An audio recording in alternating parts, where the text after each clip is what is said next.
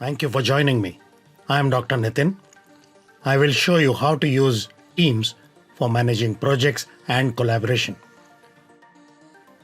Let's say we have a product to launch. There is a team, there is a deadline, multiple departments, multiple locations.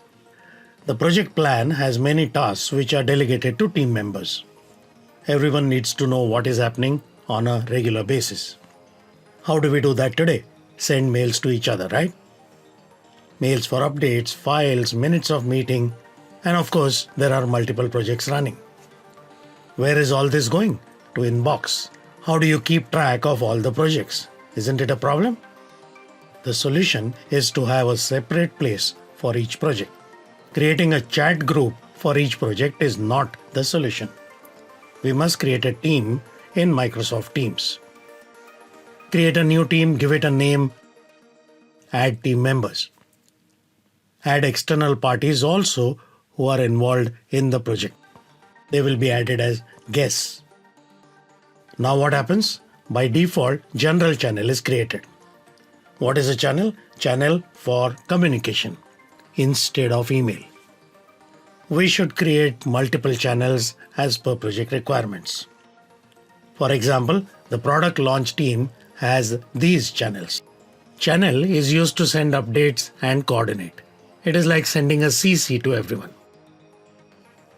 Use this tab to upload or create all files related to that project. These files are editable by all members. The file always is one single copy, so it's better than sending a CC with attachments to everyone. This plus sign is used to add shared notebook, project plan, dashboard, anything else which is necessary for the project. Let's add a planner tab to manage project task list. In a task, you can decide what is to be done, by when, and who will do it. The current status is always visible to all team members.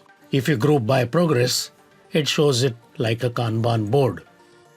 Progress chart is also available even on the mobile app. Organize meetings within the relevant project channel.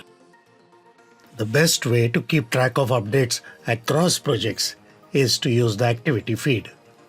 It's important to customize how many notifications you get.